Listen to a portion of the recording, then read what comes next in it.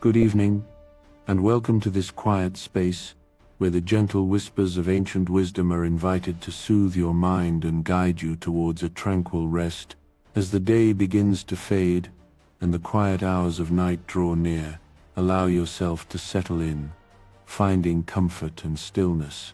This evening we embark on a journey into the heart of an extraordinary philosophy, one that originated in ancient China, known as Daoism. It is a path not of struggle or forceful effort, but of harmony, flow, and deep, profound peace.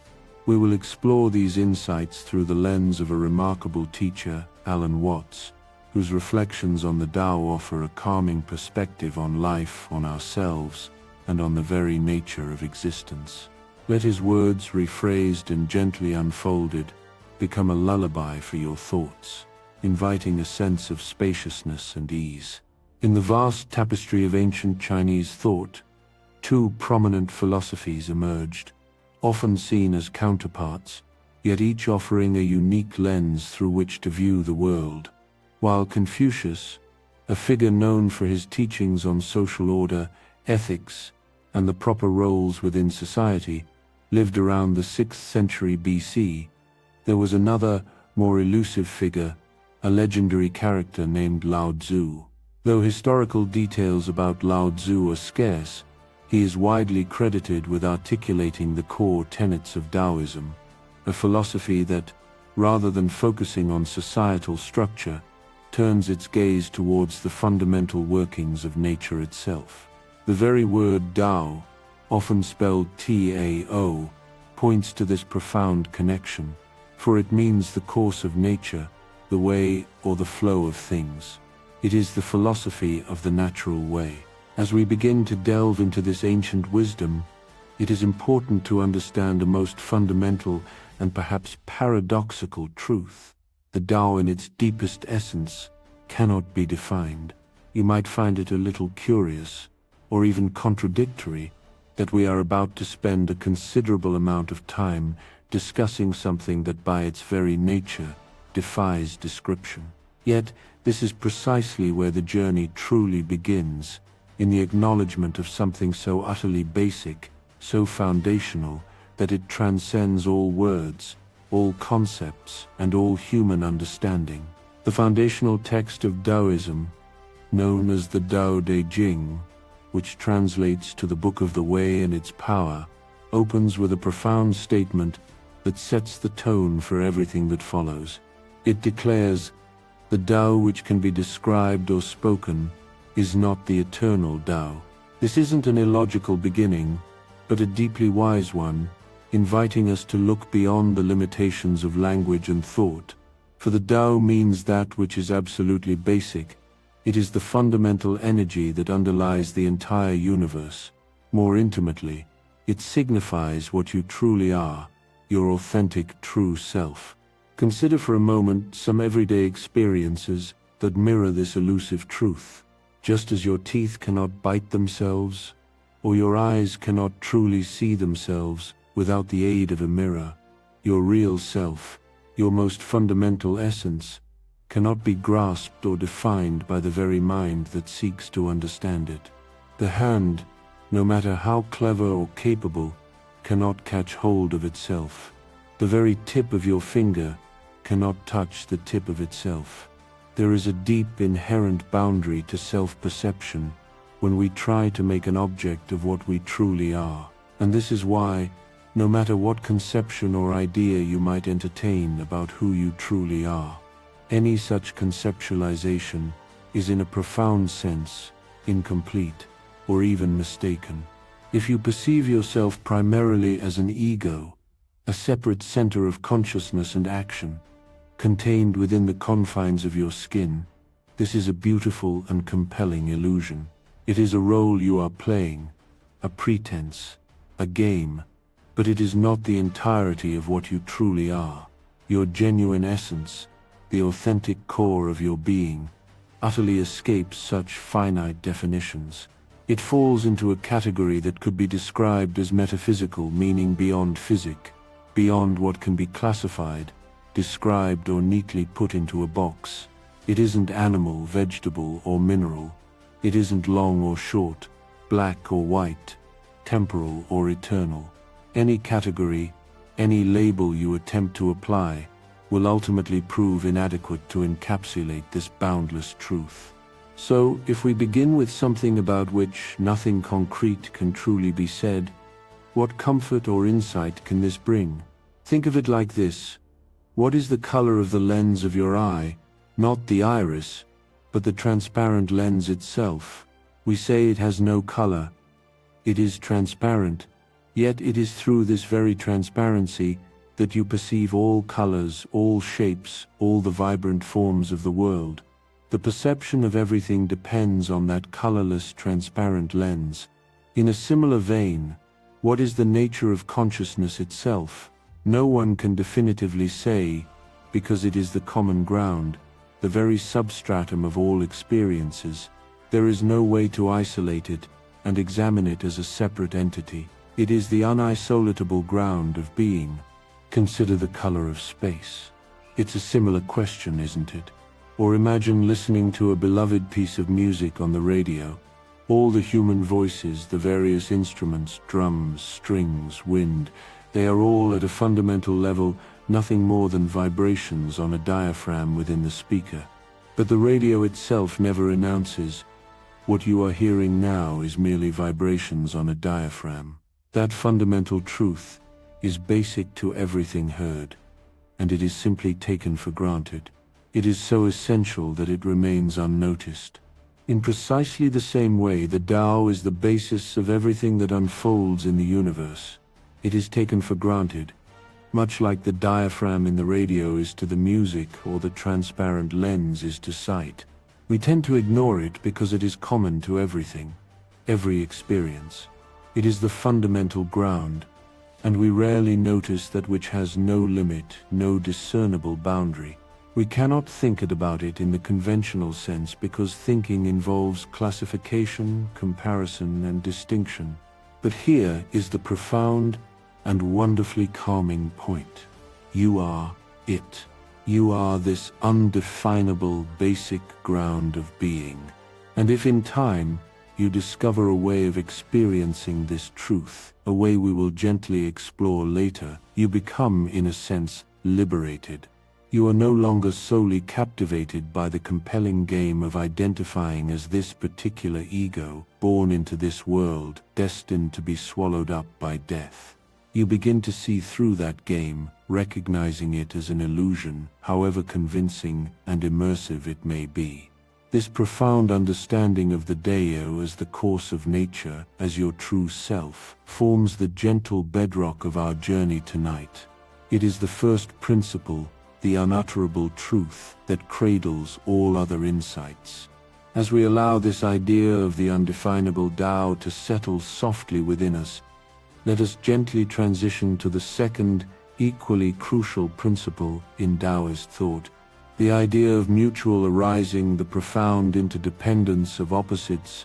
The Tao Te Ching, after its initial declaration about the unnameable Tao, then opens its second chapter with words that invite us into a deeper understanding of how the world functions, not as a collection of separate things, but as an intricately woven whole. Lao Tzu observes, "When all the world knows beauty to be beautiful, there is already ugliness. When all the world knows goodness to be good, there is already evil. Thus to be and not to be arise mutually." This is an absolutely foundational idea for all of Chinese philosophy. The very notion that things arise together in a relationship of profound mutuality is at the core of understanding the Tao. Consider how intrinsically linked many concepts are. You cannot truly conceive of a front without a back, can you? Or a top without a bottom. The idea of long holds no meaning without the contrasting idea of short. One does not precede the other. They emerge simultaneously in a dance of inseparable definition. There isn't a world that first had long things and then short things, or vice versa. They are born together in our perception and understanding. Think of the natural world, a bee and a flower. At first glance they appear to be distinct entities. The bee buzzes and flies. The flower stands rooted, offering its scent and color. Yet, can you truly have a world with bees, but no flowers, or flowers without bees? They are, in a deeper sense, the same organism, just manifesting in different forms. They are inseparable. They require each other for their very existence and flourishing. Their existence is a testament to mutual arising. In the same way, your head is very different from your feet, yet you don't find human beings with heads and no feet, or feet and no heads. They go together, joined by bone, muscle, and skin, forming a single integrated being. Bees and flowers are joined by a more invisible, yet equally potent thread of interdependence. This concept extends to the very notions of to be and not to be, the entire idea of is and isn't. These depend profoundly on each other. This understanding stands in gentle contrast to our common sense, which often perceives being as fundamentally real and non-being as merely an absence or an unreality. We are often caught in the fear that what is might eventually dissolve into what isn't. We worry that there is vastly more non-being or empty space than solid being. And since all solid reality requires energy, and energy in its manifest forms can appear to dissipate or run out, we harbor a deep-seated fear that everything might ultimately end as nothingness. This anxiety, this fear of ceasing to be, is a powerful driver in many of our lives. However, from the Taoist perspective, this fear arises from a fundamental misunderstanding. Space or emptiness and solid form are not opposing forces in a battle for supremacy. They are, in fact, two inseparable aspects of one singular reality. They are like the front and back of a hand or the bee and the flower, forever intertwined. You cannot truly conceive of a solid object without the surrounding space that defines its boundaries, and similarly, you cannot conceive of space without solids to occupy and delineate it. Space in this sense is not merely nothingness. It is in a profound way the relationship between solids, the interval that gives definition. Consider an interval in music. You cannot hear a melody unless you perceive the intervals between the tones. Yet, the intervals themselves are not tangible things. They are the spaces, the steps, the relationships between the notes. If you only heard a succession of isolated noises without recognizing the intervals, you would be tone deaf. The interval is absolutely essential for the melody to exist. In architecture, in art, the understanding of space, its properties and functions, is paramount. Astronomers and physicists speak of curved space and its profound properties, but in our everyday common-sense perception, we often reduce space to mere emptiness, while identifying reality solely with what is solid, with energy. This misconception leads to a fundamental dread, what some philosophers call angst, a deep, pervasive anxiety. It arises from the very moment we realize we exist, for at that same moment, we also become aware that we might not exist. This awareness can cast a long shadow over our lives, a sense that our existence is fragile, that at any moment, the not-being could overwhelm the being. But in the Taoist view, to be or not to be is not truly the question, because to be cannot exist without not being, just as not being cannot exist without being. They are mutually dependent, like two sides of a coin, that though distinct, are inseparable parts of a single whole. For Chinese thought, these two inseparable aspects of the world are famously known as the yang and the yin. The character for yang originally referred to the sunny south side of a mountain, bathed in light. The character for yin referred to the shady north side of a mountain, shrouded in shadow. From these simple natural observations, these terms evolved to represent all polarities, positive and negative, light and dark, active and receptive, male and female. You are likely familiar with the iconic symbol representing yang and yin, a circle divided by a graceful S-curve, forming two interlocked flowing shapes, one black, one white. Each half contains a small dot of the opposite color, like an eye within a fish or a tadpole. This visual symbolism is profoundly significant. It beautifully illustrates that within every yang, there is a seed of yin, and within every yin, a seed of yang. They are not absolute separate categories, but dynamically interwoven aspects of a continuous reality. This yang-yin symbolism extends to ancient texts like the I Ching or Book of Changes, where unbroken lines represent yang and broken lines represent yin. It's fascinating to note that the philosopher Leibniz, upon encountering this ancient system, recognized in it the principles of binary arithmetic, the 0 and 1 that are now fundamental to all computer technology. 0 representing absence or emptiness aligns with yin, and 1, representing presence or unity, aligns with yang. The profound secret, however, is that yin and yang are utterly inseparable. Imagine for a moment, as children, we were taught numbers, letters, and various facts. But perhaps we weren't taught the fundamental lesson of black and white, of on and off, as deeply connected and inseparable elements of a whole. This lesson, in many cultures, often remains unspoken, existing in a realm that feels slightly hushed or overlooked. Let us explore this further. Consider all your senses. They can be understood, in a profound way, as variations of a single sense, a kind of touching. You touch light with your eyes. You touch the vibrations of air with your eardrums. To perceive sound, smell is the touching of gases and dust particles in the air. Taste is the touching of the texture and chemical compounds of food. The most direct sensation of touch, through your skin, is perhaps the most immediate form of this, while sight is the most subtle. But at a deeper level, all sensation, all perception, involves a form of vibration, an on and an off. Think of a flickering light. If it goes on and off quickly enough, your eye doesn't perceive the off interval, you only register the continuous on. This principle applies to all of existence. Everything is in essence a wave pattern, a rhythmic oscillation. The crest of the wave represents the on, the trough represents the off. You cannot have a wave that is only a crest, or only a trough. A half wave cannot manifest independently. The on and the off are intrinsically united.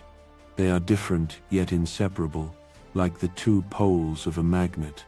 If we don't grasp this fundamental unity, if we don't realize that on and off constitute a single dynamic whole, we can become terribly anxious. We might fear that the off might somehow win, might ultimately overwhelm the on. And if that fear takes hold, we often begin to play a different kind of game. Instead of embracing the dance of black and white, of on and off, we declare that on must win. And when this happens, the natural playful game of existence degenerates into a serious struggle, a fight. We become intensely worried that the awful might eventually gain the upper hand. But from the Taoist perspective, this fear is unfounded. Being, existence itself, is perpetually at work, precisely because it is constantly being non-being, and then being again, in an eternal rhythmic flow. Now you see it, now you don't. But if we fail to perceive this underlying pattern, we become confused. We misunderstand the profound relationship of yang and yin. The very essence of the Tao, then, is this inseparable inner connection between yang and yin. This is why the Tao cannot be simply explained in words, for all thinking by its very nature involves classification. It asks, is it this or is it that? Is it inside or outside?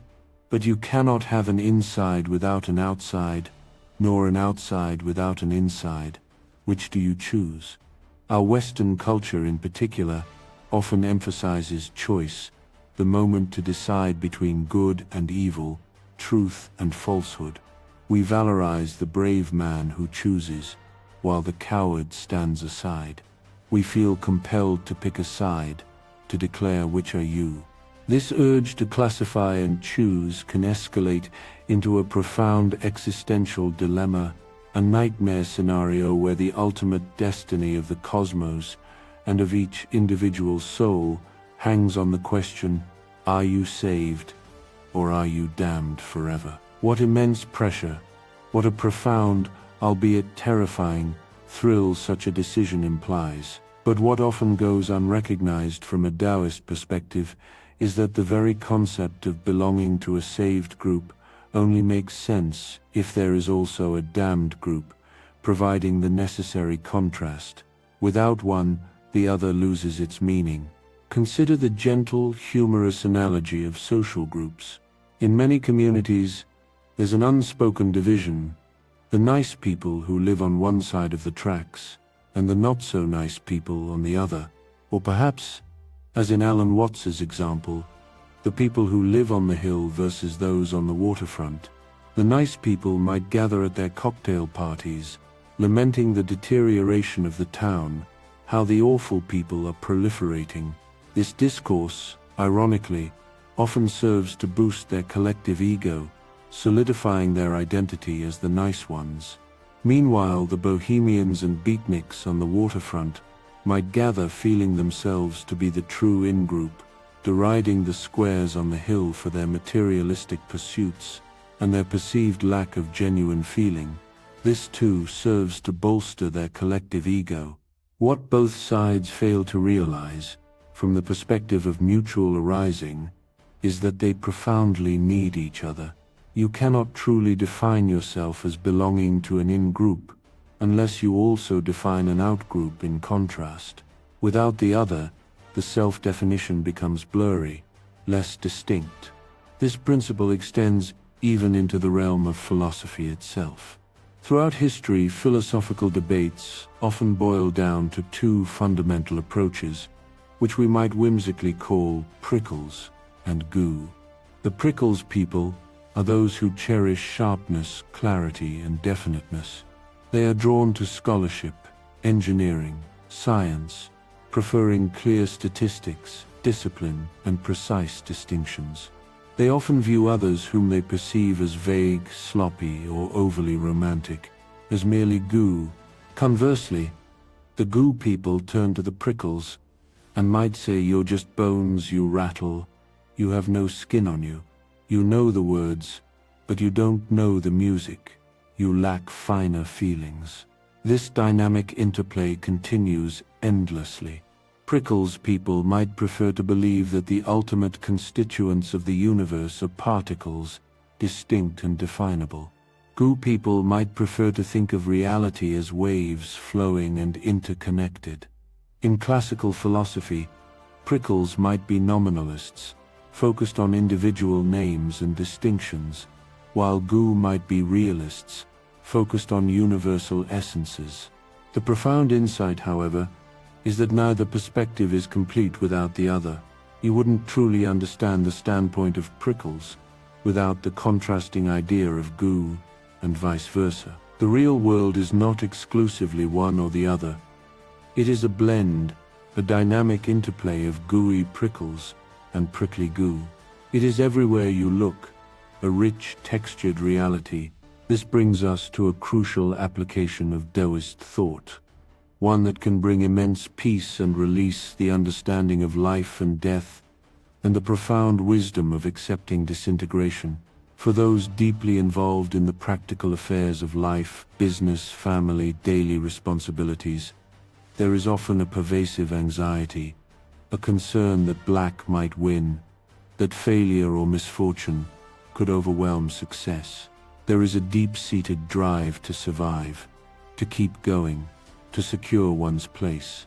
But as one matures, and as life naturally progresses, there often comes a point of reflection, a preparation for the eventual reality of death.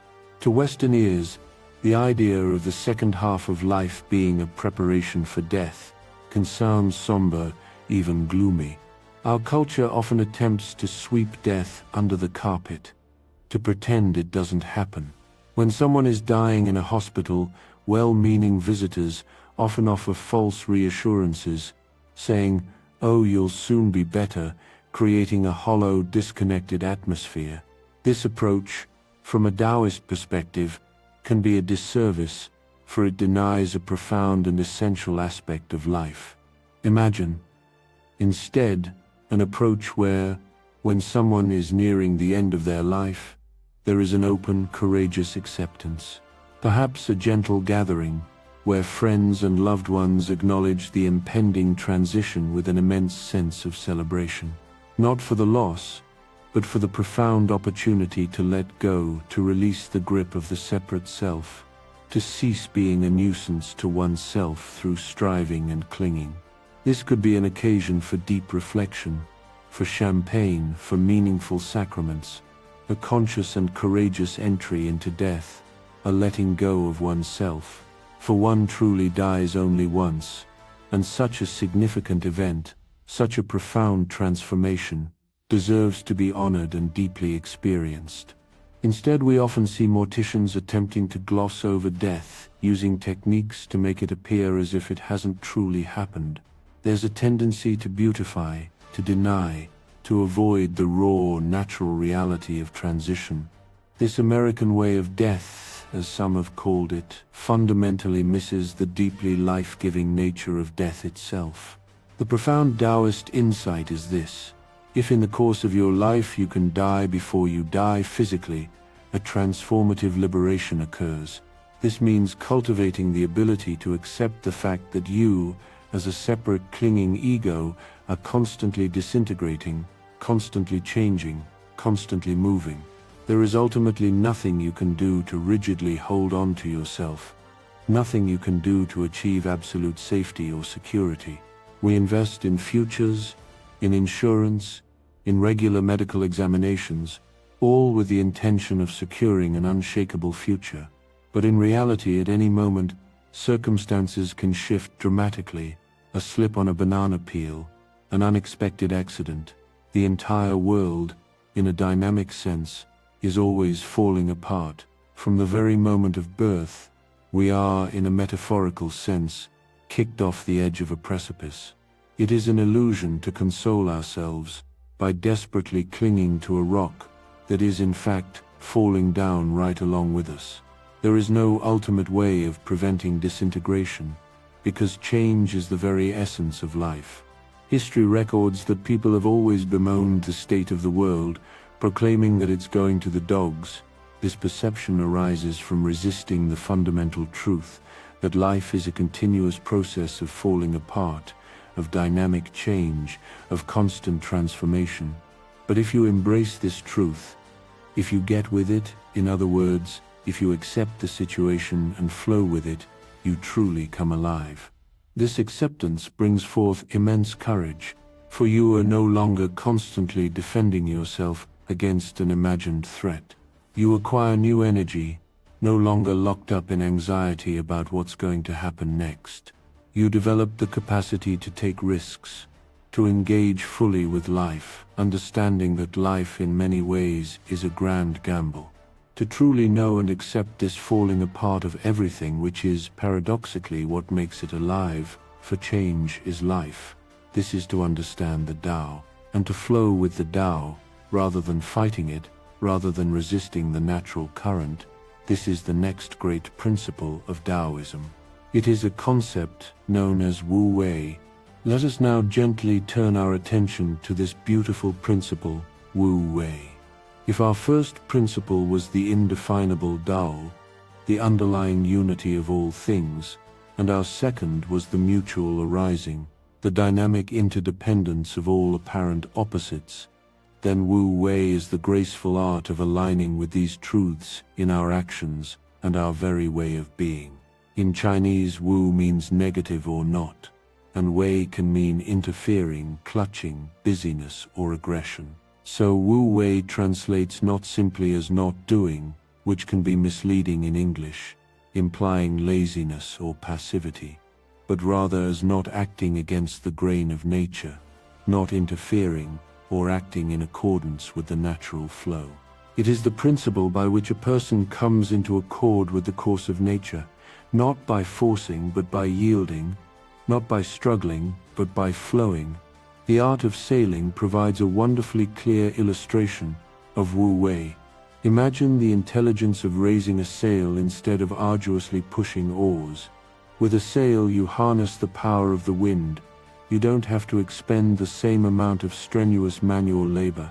A higher form of intelligence indeed prefers to sail rather than to row. However, when you sail, you cannot sail directly against the wind. If your desired destination lies in a direction contrary to the wind's flow, you must tack.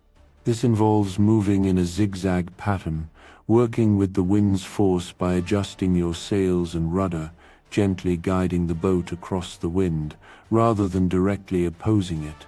You are not fighting the wind, you are cleverly utilizing its energy for your own progress.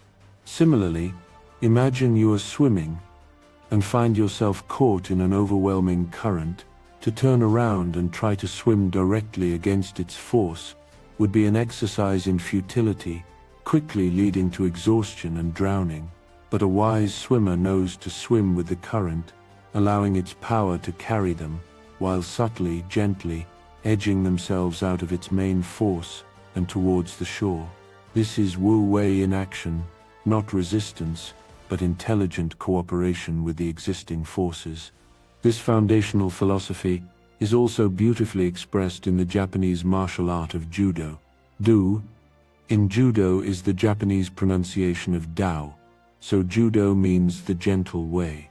In Judo you learn to overcome a powerful, violent opponent, not through direct opposition of strength against strength, but by skillfully using the opponent's own momentum and force to bring about their downfall.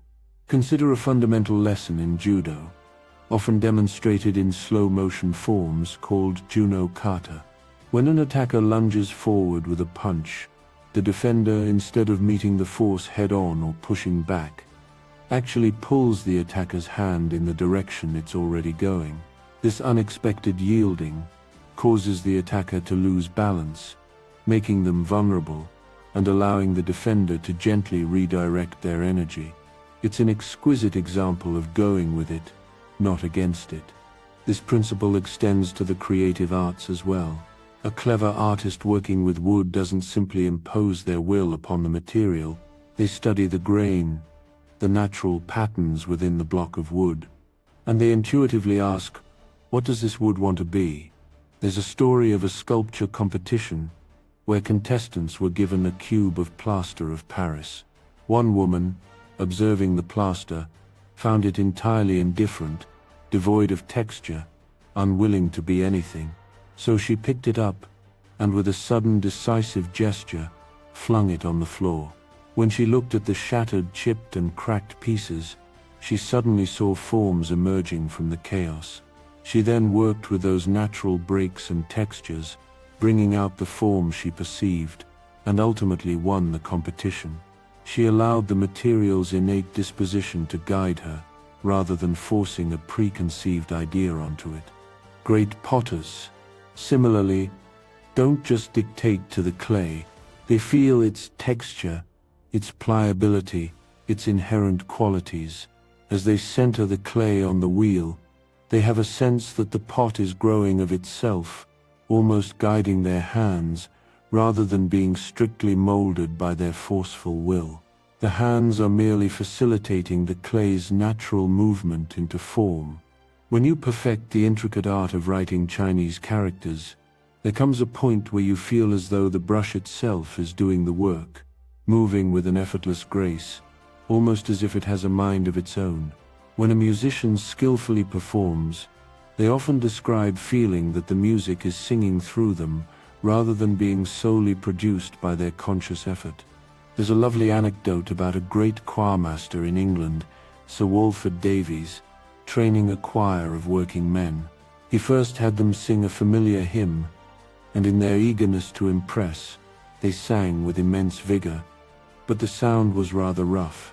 Then he had a professional choir sing the same hymn, allowing the men to truly listen. Afterward he instructed them, "Now I want you to sing it again, but please do not try to sing it. Don't try at all. All you have to do is to think of the tune and let it sing itself." And with that subtle shift in approach, they sang beautifully.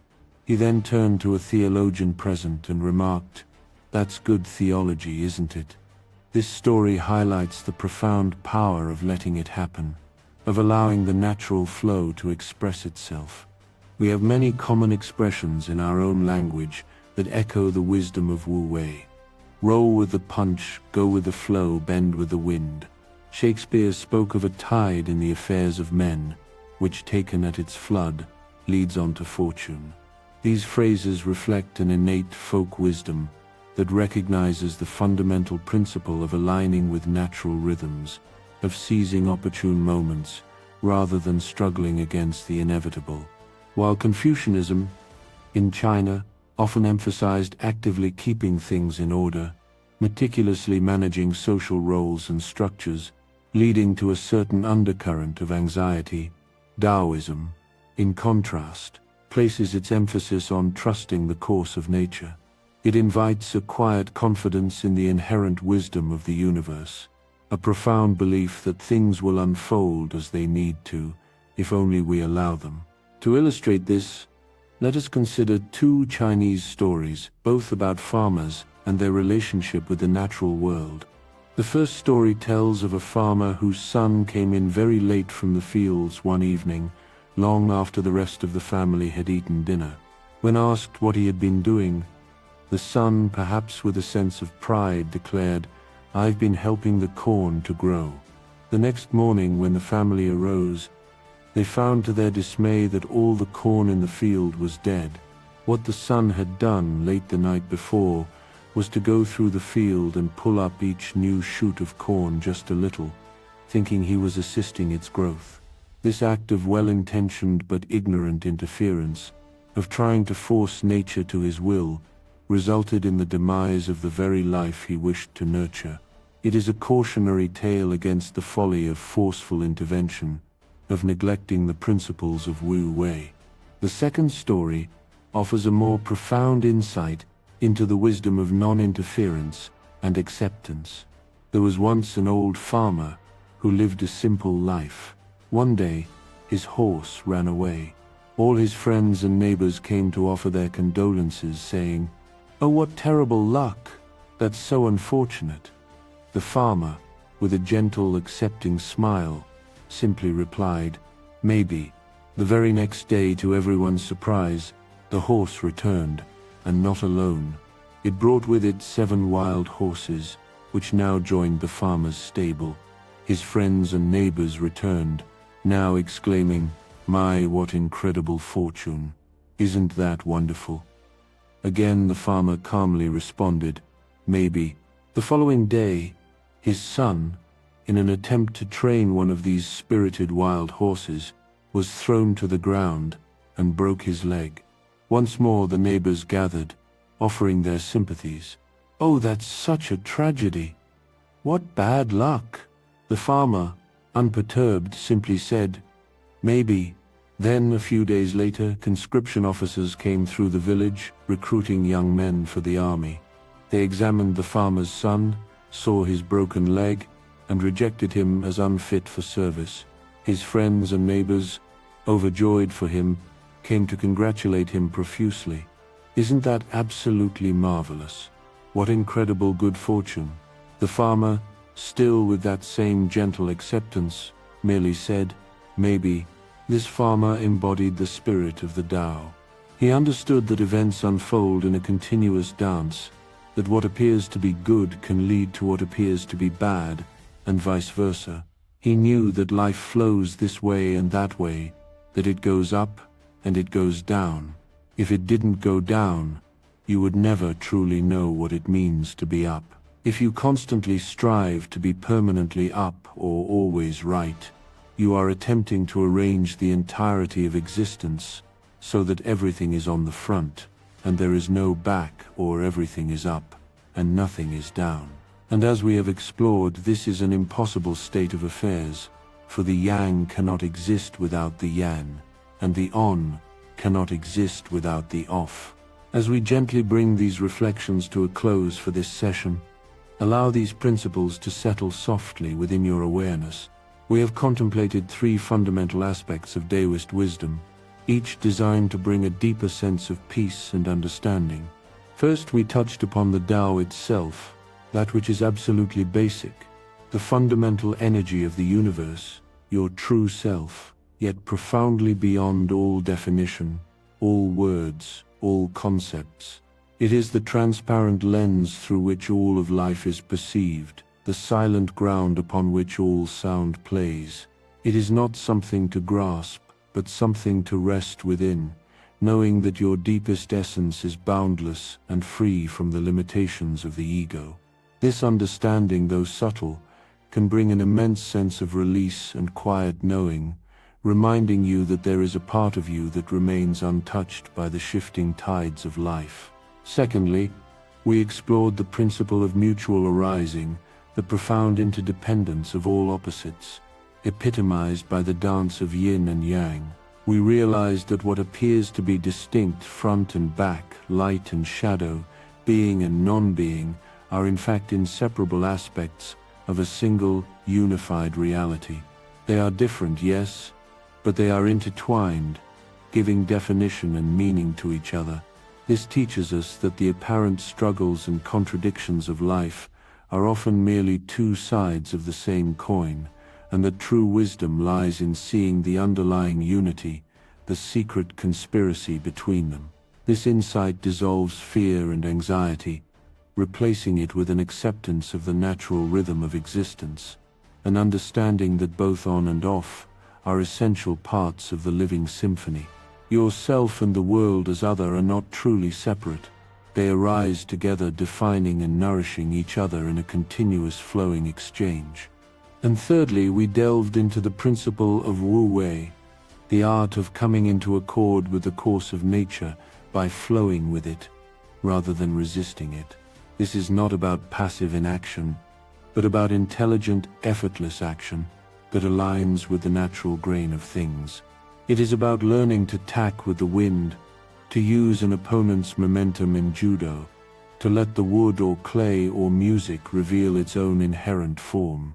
It is about understanding that trying to make white exclude black or black exclude white is a futile effort, and that genuine power lies in embracing the dynamic interplay of both. The stories of the wise farmer, accepting life's maybes with equanimity, beautifully illustrate this surrender to the natural unfolding of events, finding peace in the ebb and flow, the ups and downs. These ideas, though simple in their essence, are profound in their implications. They are not meant to be intellectual puzzles to solve, but gentle invitations to shift your perspective, to soften your grip, and to allow a deeper sense of harmony to permeate your being.